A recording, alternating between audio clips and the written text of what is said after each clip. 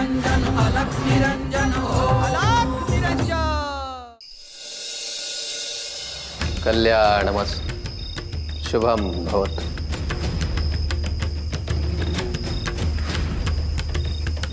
मंत्रा एवढेच यंत्रालाही महत्व आहे।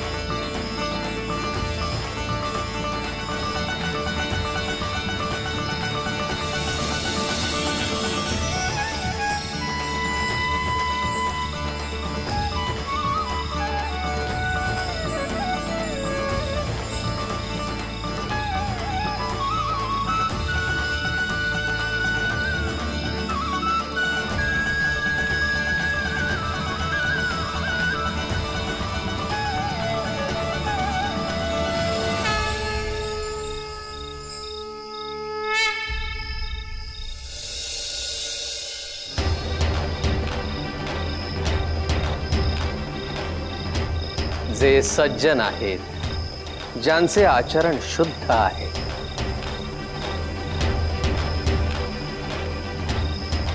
ज्यांची परमशक्तीवर श्रद्धा आहे, त्यांना ही शाबरी विद्या फलद्रूप होईल।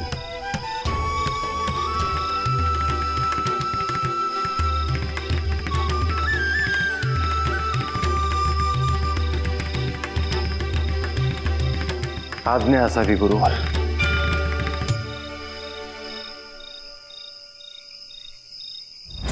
यानंतर तुम्ही जालिंदर आणि कानिफासह गिरनारला याल।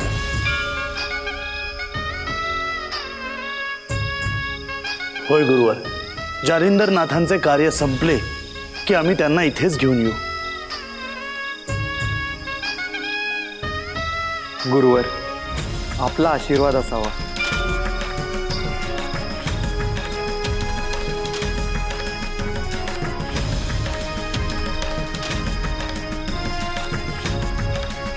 कल्याणमस्तु शुभम भवतु।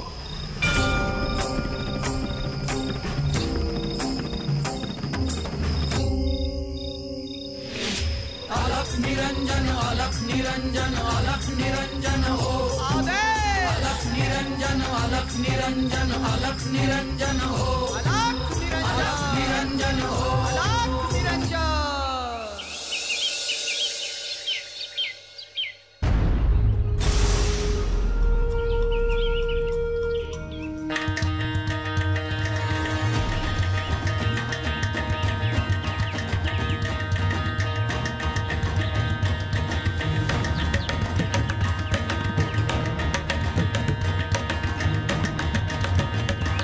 कानिफ, या वनात जे गवत दिसतंय ते गोळा कर आणि माझ्या समोर घेऊन ये। जशी आज्ञा गुरुवर।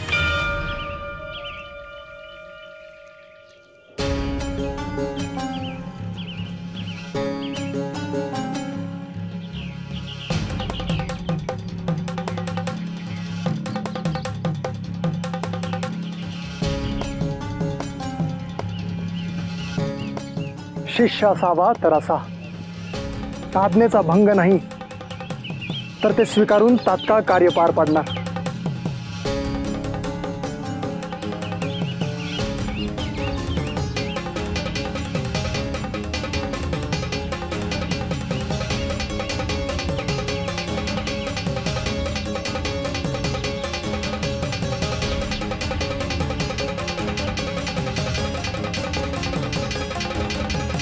गुरुवर, आपण सांगितल्याप्रमाणे गवताचा भारा आणला आहे।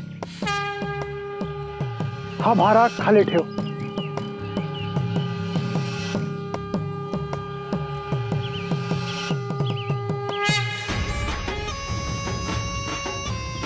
क्षमा करा गुरुवर, परंतु आपण या गवताचं काय करणार आहात? आता पुढे गोपीचंदचं राज्य सुरू होईल. तिथे गाई गुरांना हा चारा देता येईल. गुरुवर, परंतु त्यांच्यासाठी त्या राज्यात असा चारा मिळेल की? नाही मिळणार. गाई गुरांसाठी तिथे काहीच व्यवस्था नाही आहे. कशीबशी जिवंत आहेत ती.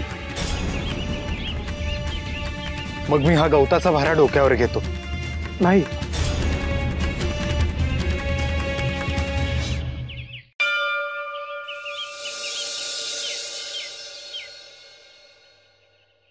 अलख निरंजन, अलख निरंजन, अलख निरंजन, आदय आदय आदय.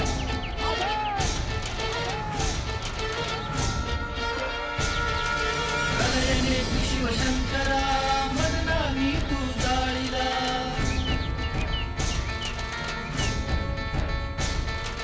प्रलयने शिवशंकरा मदनावी तू जाळीला. अंतरिक्ष नारायणा अग्निसूत तू जाळला.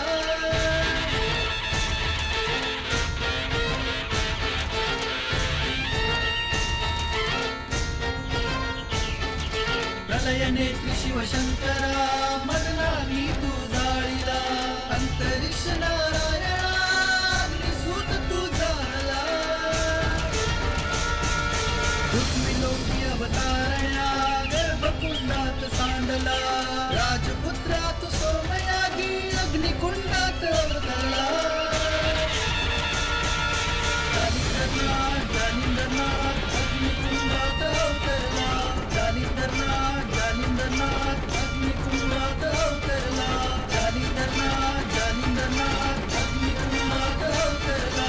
जालिंदरनाथ जालिंदरनाथ अग्निकुंडात अवतरला. अहो काय म्हणायचं याला? उभ्या आयुष्यात असं कधी बघितलं नाही म्या. पर कोण म्हणायचे? म्या तर पहिल्यांदाच बघतो आहे. पर हे तर विपरीतच बघायला मिळतंय की. हो साधुबा थांबा की.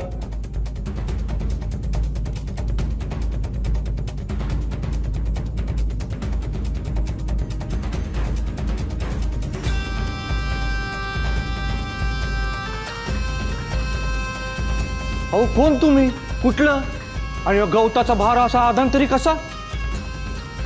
असं समजा की हा भार परमेश्वराने घेतलाय. खरंच आहे.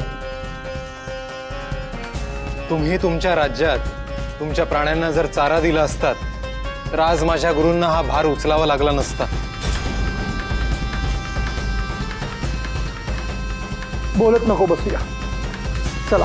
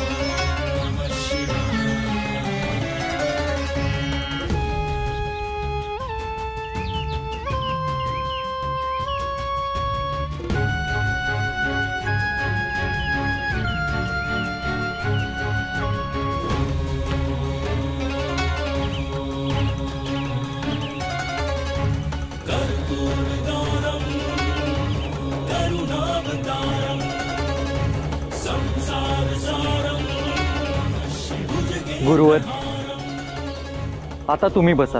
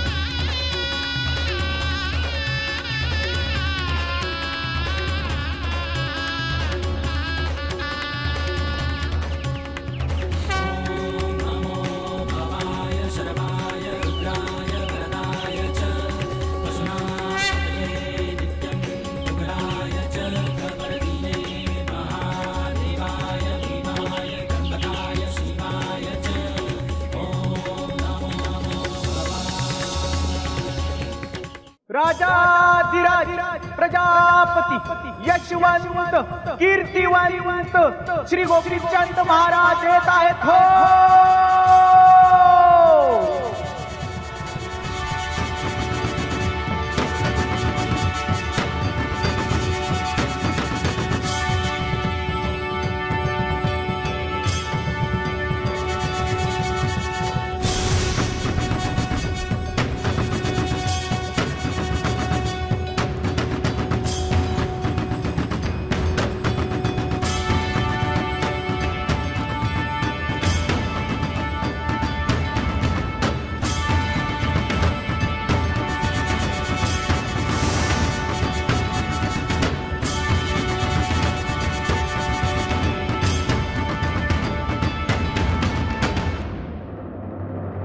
महाराज, राजसभेतल्या कामकाजाला सुरुवात करण्याची आज्ञा असावी. घेऊन या रे त्याला.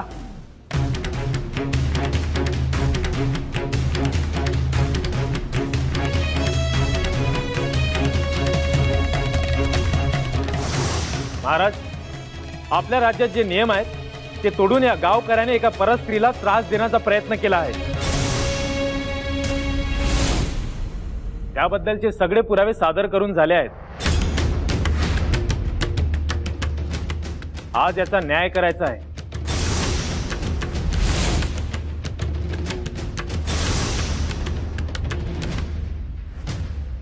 माझ्या राज्यात इतर कोणताही अपराध असेल तर त्या आरोपीला सुधारण्यासाठी संधी देण्याचा मी विचार करेन. परंतु कोणत्याही स्त्रीला कोणी त्रास देण्याचा प्रयत्नही केला तरी तो सहन केला जाणार नाही.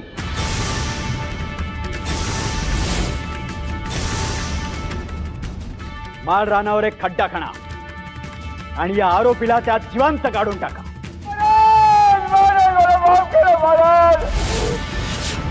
घेऊन जा रे त्याला. महाराज महाराज मला माफ करा. महाराज माझ्याकडे चुकी झाली. महाराज मला माफ करा. महाराज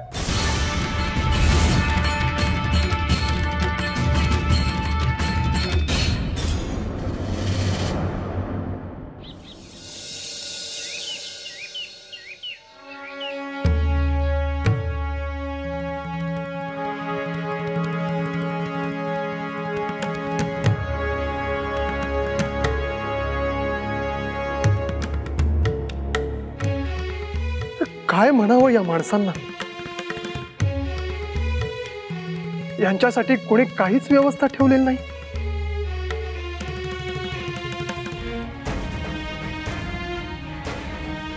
गुरुवर,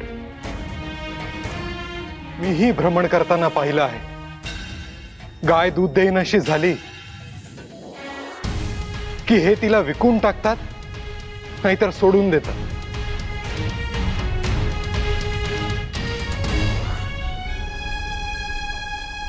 मी आलो आहे आता. तुम्हाला उपाशी नाही ठेवणार.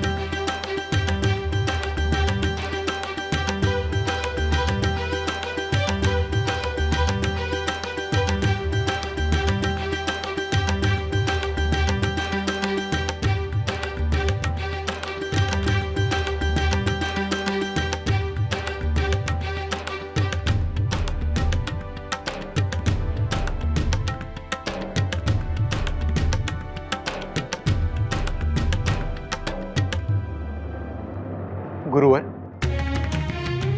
परंतु आपण हे किती करणार? हे सगळे सोडलेले प्राणी आहेत. त्यांचं भरण पोषण करणं सोपं काम नाही. कानिफ, माझा पूर्ण वेळ यांच्या संगोपनात जरी गेला तरी चालेल मला.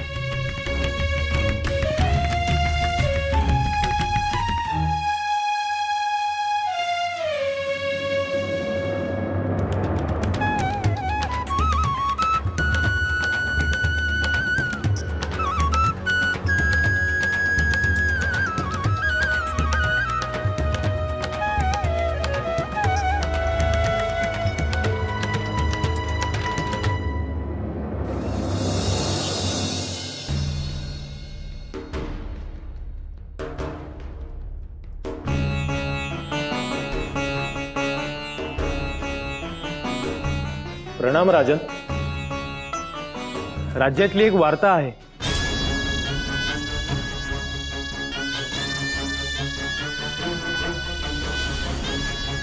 राज्यात एक ऋषी आले आहेत. त्यांची सगळीकडे चर्चा आहे. प्रधानजी, मूळ मुद्द्यावर या. क्षमा असावी राजन. ते ऋषी राज्यातून चालले होते. त्यांच्या डोक्यावर गवताचा भारा होता. निघा तुम्ही. राजन, मुद्द्याचं सांगतो. त्यांच्या डोक्यावर गवताचा भारा होता, पण तो अधांतरित होता. हे कसे शक्य आहे?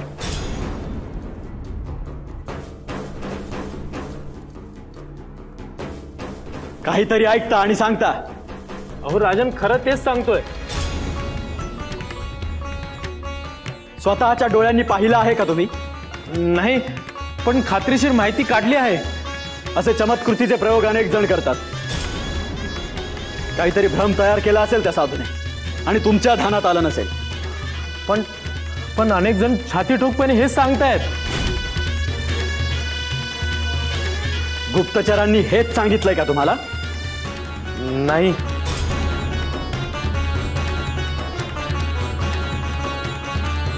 अजून बरीच कामं राहिलेली आहेत राज्यात. त्याच्याकडे लक्ष द्या. एखाद्या साधू बैराग्यामुळे काहीही बिघडणार नाही. जशी आपली आज्ञा. येऊ महाराज. या, पण महत्वाची कामं घेऊन या.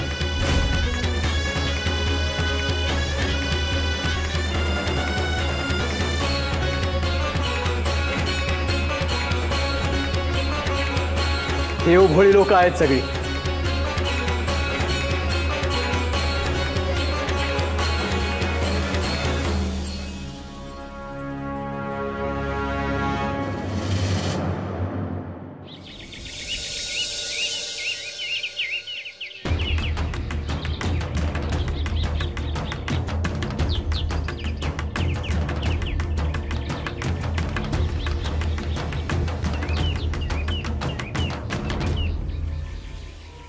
ही जागा कशी वाटते? उत्तम आहे गुरुवर. राजधानीच्या बाहेर आहे. तुम्हाला एकांत मिळेल.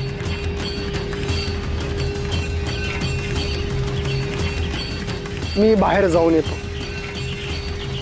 तोवर माझ्यासाठी इथे एक कुटी तयार करता येईल तुला? होय गुरुवर. आपण आज्ञा केली आणि काम होणार नाही असं कसं होईल? गुणी शिष्य आहेस. इथे एवढे काम आहे की काही दिवस लागतील. आणि धर्मशाळेत थांबलो तर एकांत मिळणार नाही. साधना होणार नाही. गुरुवर, मी आत्ताच वनात जातो. लाकडं तोडून आणतो. माती गोळा करतो. गवत आणतो. आणि तुम्ही येईपर्यंत कुटी तयार होईल. काळजी घे. लाकूड तोडताना काही हानी होणार नाही ना? झाडालाही जीव असतो. सुकलेलं लाकूडच आण. एखाद्या फांदीवर पक्षाचं घरटं असेल तर ती फांदीही तोडणार नाही. मला काय म्हणायचे आहे हे तुला ठाऊक झाले आहे. अलख निरंजन अलख निरंजन अलख निरंजन हो. अलख निरंजन अलख निरंजन अलख निरंजन हो.